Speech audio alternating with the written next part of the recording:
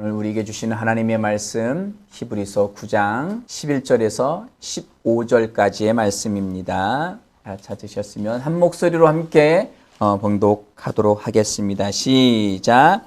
그리스도께서는 장래 좋은 일의 대제사장으로 오사 손으로 짓지 아니한 것 곧 이 창조에 속하지 아니한 더 크고 온전한 장막으로 말미암아 염소와 송아지의 피로 하지 아니하고 오직 자기의 피로 영원한 속죄를 이루사 단번에 성소에 들어가셨느니라.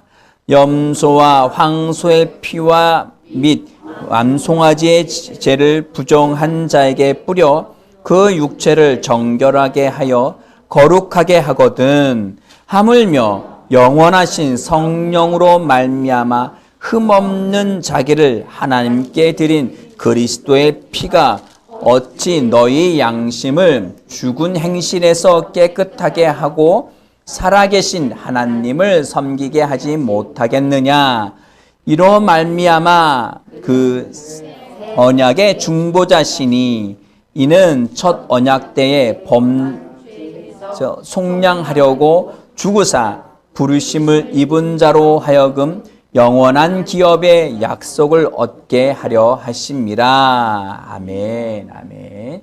예, 오늘 본문 말씀을 가지고 그리스도의 피로 충분합니다 라는 제목을 함께 은혜 나누겠습니다. 같이 읽겠습니다. 시작.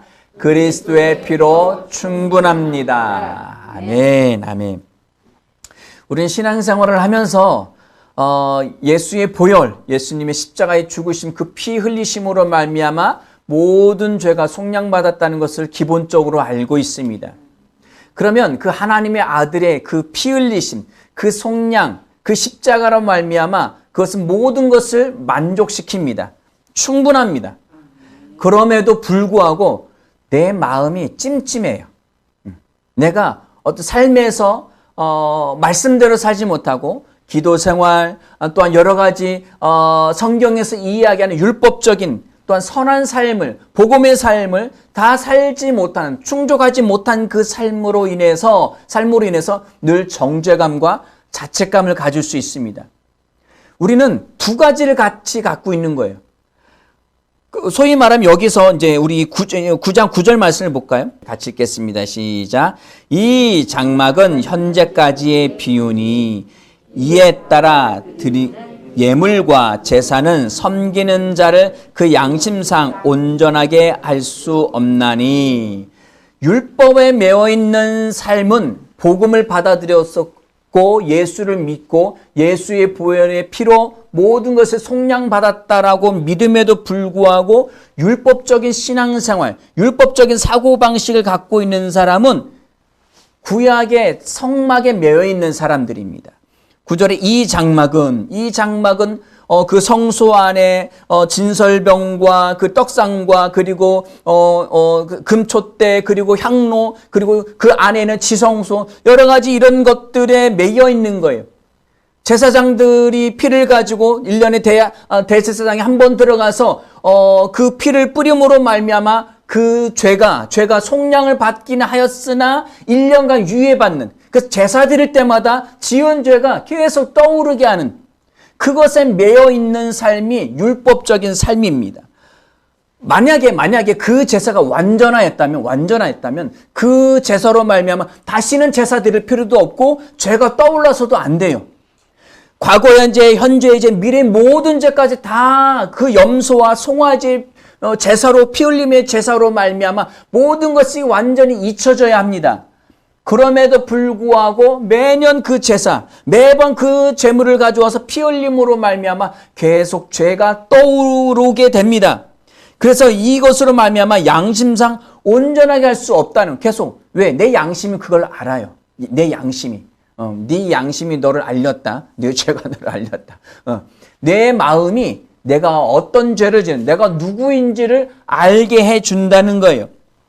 자, 그런데 이 율법은, 이 제사는, 그 성막과 지성소, 그 모든 제사는 비유라고 이야기를 하고 있습니다. 이 비유라고 하는 이야기는 어떤 의미를 가지고 있느냐? 모형, 비슷한 거, 뭐 곁에 둠이라는, 원어 그대로 한다면 곁에 둠이라는 의미예요.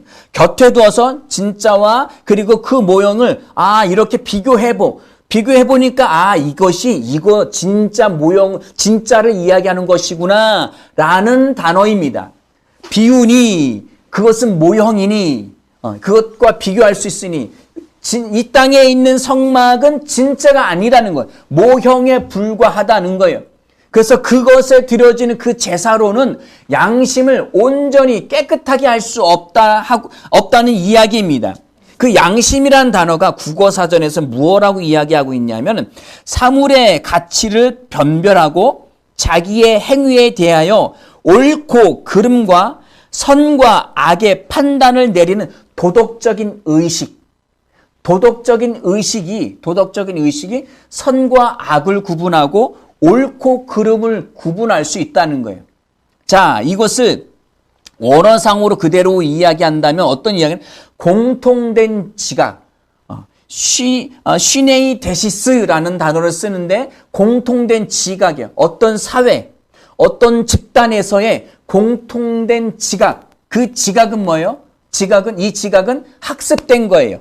배운 거, 지식, 학식. 이 시네이 데시스가 그 집단 안에서 그 사회에서 어떻게 보고 어떻게 듣고 무엇을 교육받았느냐에 따라서 양심이 달라질 수 있다는 거예요. 유대인의 양심과 우리의 양심은 다릅니다. 지금 유태인이라고 이스라엘에서 살고 있는 유태인의 양심과 우리 양심이 달라요. 왜? 그들은 율법에 관한 부분에 있어서 안식일날 어딘가 가면 안 돼요. 1km, 900m 이상 가면 안 돼요. 왜? 그들의 양심 그렇게 교육받았습니다. 그들은 결혼하지 않았는데 만약에 잠자를 같이 했다. 그러면 그 여자는 죽어야 돼요. 왜 남자는 안 죽고 여자만 죽는지 모르겠어요. 율법에 그렇게 이야기하고 있으니까, 율법에서 이야기하고 있으니까 그들이 교육받은 대로의 그들의 마음, 그들의 양심과 우리는 그 전혀 거리낌 없어요. 양심이 달라. 그들은 돼지고기 먹으면 안 돼요. 근데 우리는 삼겹살 너무 좋아요. 너무 좋아요. 삼겹살 이게 남미 쪽에 가면은 우리나라에서 그 90년대 초반인가 언제 우리나라에서 바이어가 찾아갔어요. 돼지 양돈업자에 찾아가서 당신들의 그 삼겹살을 우리가 좀 이렇게 수입을 했으면 좋겠다. 왜? 그들은 최고의 고기는 뒷다리살, 앞다리살 이런 걸 제일 좋은 고기. 왜? 햄도 만들 수 있고 고기 양도 많고 그런 걸 쳐주는데 대부분의 삼겹살은 이게 처리가 안 되면 거의 폐기하는. 다리, 꼬리, 이런 거, 머리 이런 거 거의 내장 이 정도는 거의 다 폐기하는. 그래서 일부분만 쓸 수 있는 고기예요. 돼지고기에서. 근데 우리나라 사람이 가서 바이어가 가서 그걸 우리나라가 좀 수입을 했으면 이거 뭐야 도대체 이 종족은 뭐지? 우리나라는 삼겹살 대박이죠, 대박. 고기 하면 여름에 고기 파티 하면 삼겹살 대표적이죠. 물론 소고기도 좋아하기도 하지만 왜냐하면 그들의 사회에서 배운 지식, 학식과 우리의 문화에서 배운 지식, 학식이 다른 거예요. 그러다 보니까 그들의 양심과 우리의 양심 또한 다르고요.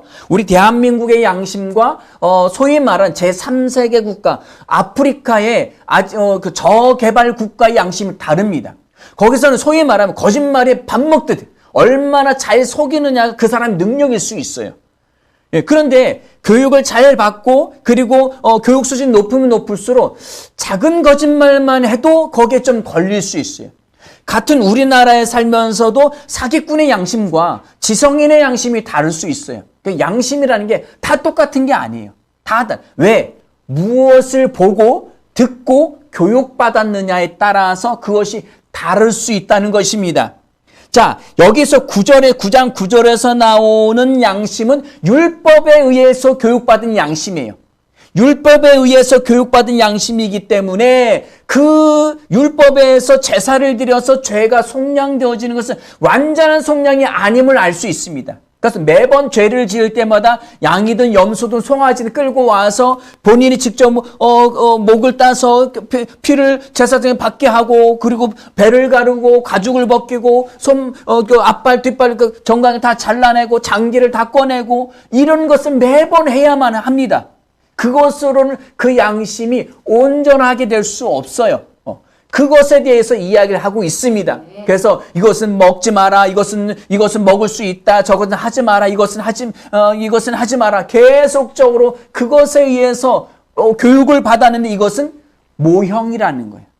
모형, 비유에 불과하다는 것입니다. 우리는 율법에서 벗어나서 복음에 이르렀습니다. 그렇기 때문에 율법주의, 율법을 지키는 사람의 양심과 복음을 받아들이니 예수 그리스도의 보혈의 십자가의 은혜, 의의 말씀, 믿음의 말씀을 받아들이는 우리의 양심이 다릅니다. 아멘? 이것을 잘 구분하셔야 돼요. 그래서 우리가 말씀에서도 아까 믿음의 고백할 때도 어떤 정죄감도 그리고 자책감도 갖지 않는다라는 표현이 그 표현이에요. 왜? 의의 말씀을 가졌기 때문에, 예수님의 모든 죄를 속량해 주셨기 때문입니다. 자, 11절 말씀 읽어볼게요. 11절 오늘 본문 말씀이죠. 그리스도께서는 장래의 좋은 일의 대제사장으로 오사. 그리스도, 예수 그리스도께서, 예수는 구원자이신 그 예수 그리스도께서 장래의 좋은 일, 장래의 좋은 일이 무엇일까요? 죄에서 자유해지는 것, 속량받은 그 좋은 일의 대제사장으로 오셨어요. 그분이 십자가에 죽으실 때는 어린 양으로 죽으셨고요. 그리고 부활하실 때는 대제사장으로 부활하셔서 하늘 성소, 하나님 보좌에, 그것이 진짜 성소입니다. 그것이 진짜 성막입니다. 이번 교회에서 건축을 하는데 성전을 짓습니다. 그건 그 잘못된 가르침이에요. 성전이, 예배당 건물이 성전일 수 없습니다. 그 예배당이에요. 집당자, 건물에 불과합니다. 성전은 우리가 성전입니다. 믿는 자들이. 예배당 건물 짓는데 돈 쓰지 말고, 내 믿음의, 내 마음 성전을 짓는데 돈을 쓰시기 바랍니다. 거기에 예물을 주님께 드리고, 그리고 심고, 그리고 복음 전하는데 물질을 쓰고. 아멘? 그것이 우리의 마음의 성전, 하늘 성소의 벽돌 한 장 한 장 쌓는 것이 그러한 역할들을 하고 있는 것입니다. 자, 장래 좋은 일의 대제사장으로 오사. 손으로 짓지 아니한 것, 손으로 지은 것은 성막이죠. 그리고 성전이라 할 수 있죠. 그러나 하늘 성소는 하나님이 지으신 거예요. 그래서 창조에 속하지 아니한 더 크고 온전한 완전한 완벽한 성소 장막으로 말미암아. 자, 12절입니다. 읽겠습니다. 시작. 염소와 송아지의 피로 하지 아니하고 오직 자기의 피로 영원한 속죄를 이루사 단번에 성소에 들어가셨느니라. 아멘. 여기에 9장에 히브리서 전체일 수도 있고요. 9장의 핵심 단어들이 나옵니다. 자, 염소와 송아지의 피. 그 피를 그것을 제단에서 그것들을 불사름으로 해서 그 죄를 가지고 뿌리고, 그 피를 가지고 바름으로 인하여서 육체로 범한 죄들이 씻음 받는다, 깨끗해진다라고 알고 있습니다. 그러나 예수 그리스도는 그 송아지보다, 그 죄보다 위대하십니다. 더 크십니다. 그 피로 하지 아니하고 오직 자기의 예수 그리스도의 피로 영원한 속죄를 이루사. 영원한 속죄, 영원히 죄를 제거하셨다는 거예요. 아멘. 여러분은 죄인이십니까? 의인이십니까? 의인입니다. 크게 얘기하셔야 돼요. 이거 부끄럽게 쑥스럽게 뭘 그런 걸 다 묻고 그래. 알면서 그러시면 안 돼요. 쑥스러우시면 안 돼요. 이건 당당하게 크게 얘기해, 자랑스럽게 얘기하세요. 여러분은 죄인이십니까? 의인이십니까? 의인입니다. 아멘, 아멘. 나는 죄검, 하나님의 면전에, 하나님의 심판 때 면전 앞에 딱 섰는데 당당하게 설 수 있는 거예요. 하나님의 법에 비춰 봤을 때 죄가 없는 사람이에요. 법에 위촉된 게 하나도 없어요. 자녀로서 쓰는 거예요. 상속자로 쓰는 거예요. 아멘. 어떤 결핍도, 어떤 정죄감도 없습니다. 우리는 의롭게 설 수 있습니다. 아멘, 아멘. 염소, 송아지의 이런 피가 아니라 자기의 피로, 예수 그리스도의 피로 영원한 속죄를 완전히 이미 이루셨습니다. 다 이루셨습니다. 아멘. 항상 당당하십시오. 아, 내가 이거 하지 않으려고 예수 믿고 나서, 이 말씀을 믿고 나서 이것은 하지 않으려는데 실수로 또 뭐 유혹에 빠져서 또 이게 소위 말하면 넘어질 수 있어요. 죄를 지을 수 있어요. 그럼에도 불구하고 우리가 외쳐야 할 것은 주님 나는 죄인입니다라고 외치는 것이 아니라 주님 제가 넘어졌습니다. 이미 용서해 주셔서 감사합니다. 주님을 찬양합니다. 나는 구원받았습니다. 나는 속량받았습니다. 하는 예수 그리스도의 그 보혈의 피를 찬양합니다. 더 찬양하셔야 됩니다. 아멘. 단번에 하늘 성소에 들어가셔서 모든 것을 완전히 제사를 끝내셨습니다. 이 땅의 성막, 이 땅의 제사 더 이상 필요치 않습니다. 자, 그 자기의 피, 그리고 영원한 속죄, 그리고 단번에 중요한 단어입니다. 핵심 단어입니다. 예수 그리스도의 보혈, 그것으로 영원한 속죄를 이루셨는데 단번에 모든 제사를 다 끝내셨어요. 모든 죄를 다 끝내셨습니다. 죄인으로 살지 마십시오. 의인으로 사십시오. 당당하게 자유하게 사시기 바랍니다. 예수의 피로 충분합니다. 거기에 내가 어떤 기도 행위를 더 하고 말씀을 더 읽어야 되고 전도도 더 많이 해야 되고 뭔가 이것도 하고 저것도 하고 신앙생활도 하고 뭐 헌금도 더 많이 하고 막 이것을 매이지 마십시오. 아멘. 할렐루야. 아멘. 야, 뭐 예배를 드렸니 못 드렸니? 야, 더 이상 예배 드릴 필요 없다. 헌금도 드릴 필요 없다. 야, 더 이상 뭐 전도도 할 필요 없다. 이 얘기가 아니에요.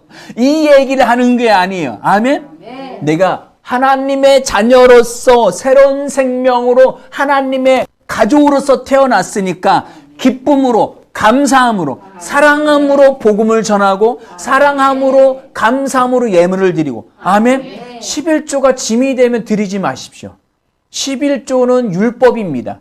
이거에 매이지 마십시오. 아싸라비아 콜롬비아 11조 안 드려도 된다 이 얘기가 아닙니다. 아멘. 11조는 구약의 율법이에요. 신약에서는 뭐예요? 더 강조되는 게 뭐예요? 기쁨으로 감사함으로 드리라는 거예요. 구약의 성막을 지을 때 어떻게 그 성막에 쓸 물건들로 가져오겠습니까? 자원함으로 기쁨으로 네 마음에 이건 안 드렸으면 그럼 드리지 말라는 거예요. 그게 죄가 되지 않아요. 드리고 안 드리고는 내가 기준 내 마음이에요. 기쁨으로 드릴 건지 감사함으로 드릴 건지 이것은 내 마음이에요. 내가 감사함으로 11조를 하든 선교 예물을 하든 감사 예물을 드리든 예물의 드림의 기준은 감사이고 그리고 기쁨입니다. 아멘. 기쁨이 있으면 하나님 주신 거 감사해서 기쁨으로 드리시기 바랍니다. 이것이 기준이 돼. 이것이 자유함입니다. 이것이 속량의 자유함입니다. 예수의 피로 충분합니다. 율법에 매이지 마십시오. 주일날 예배 드리냐 못 드리냐 어디 가냐 못 가냐 예배 안 드리고 가다가 사고 나서 하나님이 나를 이것이 아닙니다. 아멘. 왜 그러면 왜 그 사람만 지금 벌 받아요? 나머지 사람은 예배 안 드리고 놀러 간 사람 한두 사람인가요? 거기 가서 예배 드린다고 하는 그것이 뭐냐? 그 양심 때문에 양심. 아까 처음 이 오늘의 주제가 양심은 아니지만 중요한 부분의 한 부분이기 때문에 말씀을 드리는 거예요. 내가 율법의 교육을 받아서 그것으로 양심이 훈련되어졌다면 주일날 어디 가면 안 돼요. 왜? 그게 내 믿음이니까. 그러나 내가 의의 말씀으로 자유해요. 어디서 예배드리든 거기가 교회예요. 두세 사람이 모여드렸으면 그것이 예배예요. 그것이 교회예요. 아멘. 그렇다면 그것이 내 믿음의 새 양심입니다. 그것을 받았기 때문에 그것이 예배 주일날 본 예배 본교회에서 예배당에서 예배드리지 않고 다른 곳으로 간다 할지라도 그것이 죄가 되지 않습니다. 그러나 그 마음 가운데 주일날 어디 가면 안 되는데 그 찜찜한 마음으로 가게 되면 그것이 죄입니다. 바울은 뭐라고 이야기합니까? 죄는 믿음으로 하지 않으면 죄라는 거예요. 믿음으로 행하시기 바랍니다. 믿음으로 사기치고 믿음으로 거짓말하고 이것이 아닙니다. 그것은 어린아이의 마음이에요. 의의 말씀을 잘 훈련받으시기 바랍니다. 예수 그리스도의 그 보혈의 피로 충분합니다.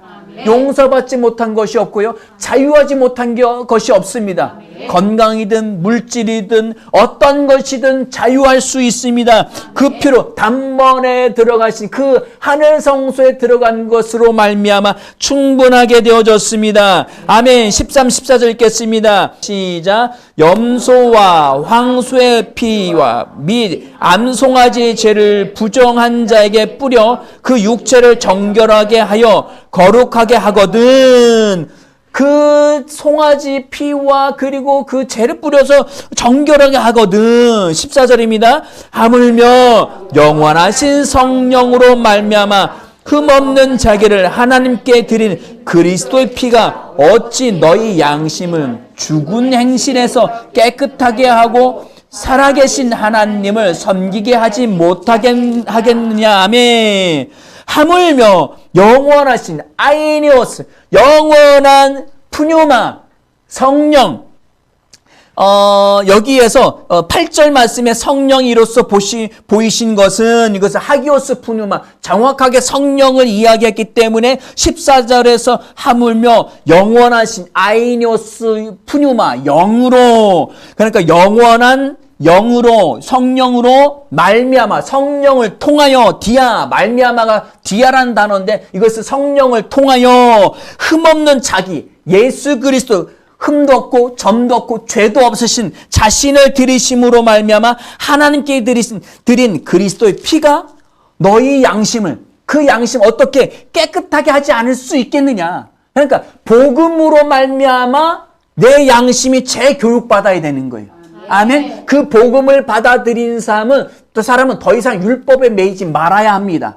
아멘. 그런데 우리는 복음도 받아들이고 여전히 구약의 율법에도 영향을 받아요. 마치 그 사도 바울 그 초대 교회 때에 유대교인들이 그리스도 예수를 믿는 기독교로 그리스도교로 개종한 사람들 똑같은 거예요. 계속 율법을 지켜야 된다. 그리고 할례도 받아야 된다. 제사도 드려야 된다. 계속 안식일도 지켜야 된다. 그래야 복음다.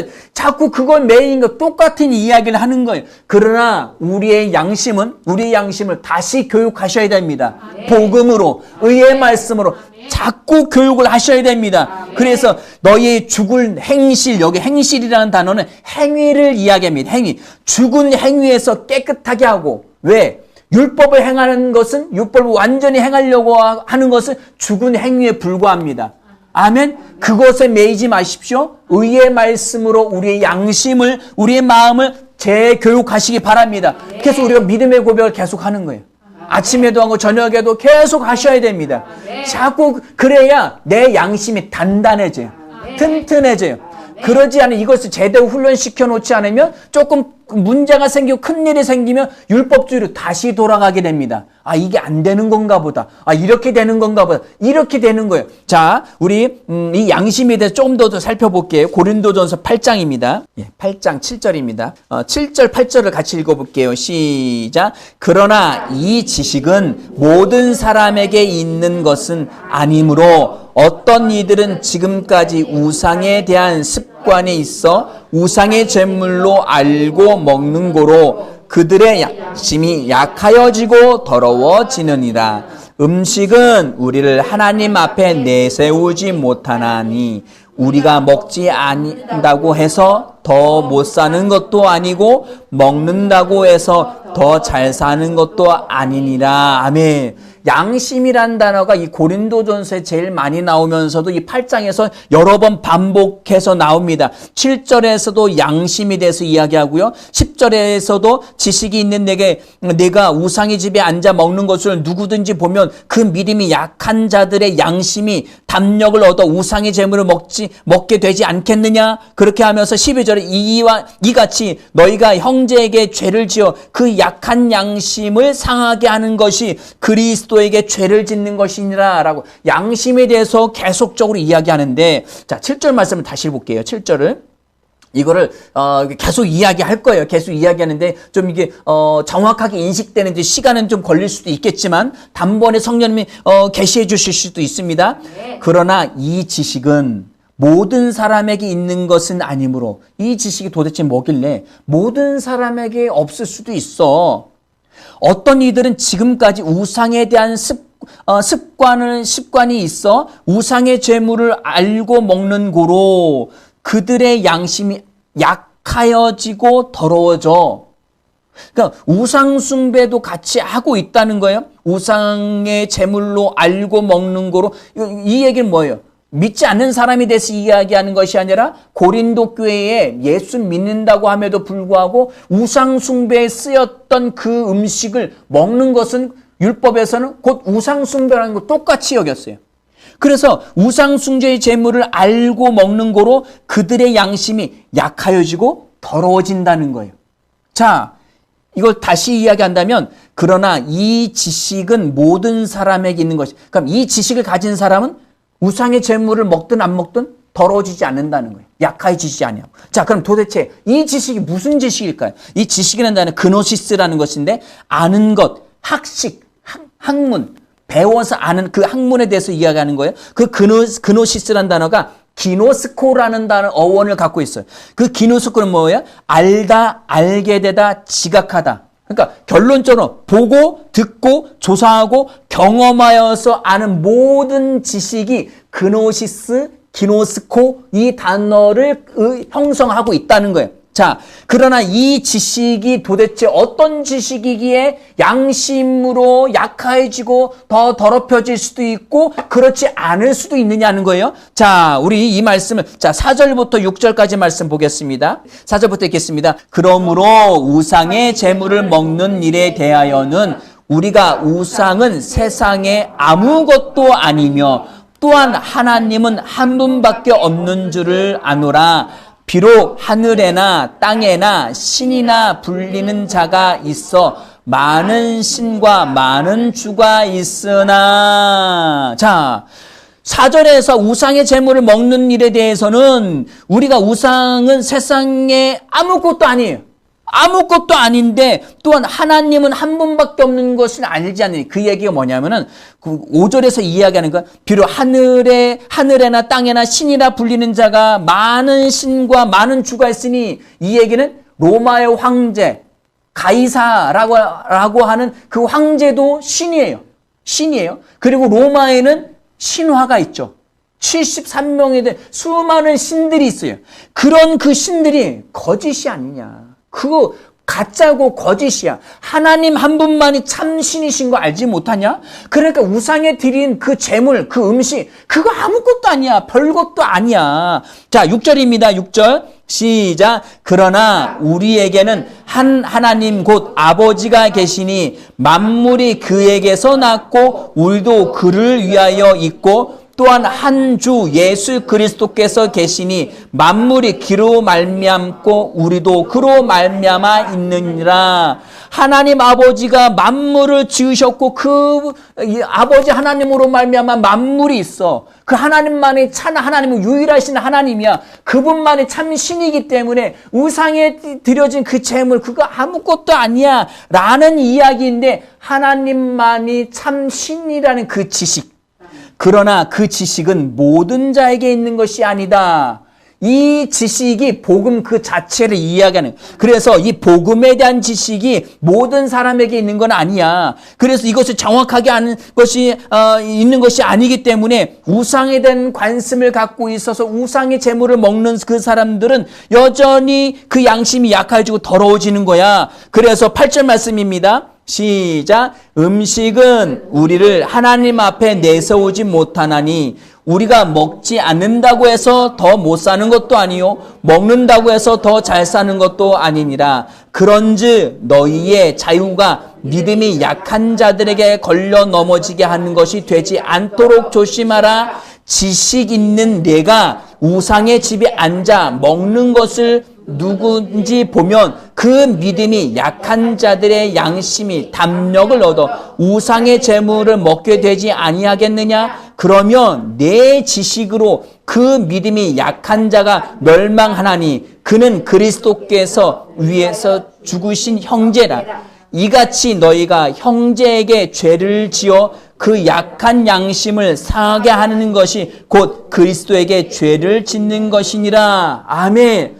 우상 숭배, 이건 아무것도 아님에도 불구하고 그 지식이, 복음에 대한 지식이 명확지 않은 사람들이 있고, 그것이 명확해서 이거 아무것도 아니냐고 이미 그냥 우상 성전 그 제단에 가서 막 먹는, 그냥 믿음대로 먹는 그런 사람들을 본다면, 이 복음의 지식이 연약한 사람들이 상처를 받을 거예요. 그냥 쟤네도 먹네? 그럼 우리도 먹을 수 있나 하고 먹었는데 믿음의 지식이 없다 보니까 내가 우상을 섬겼네?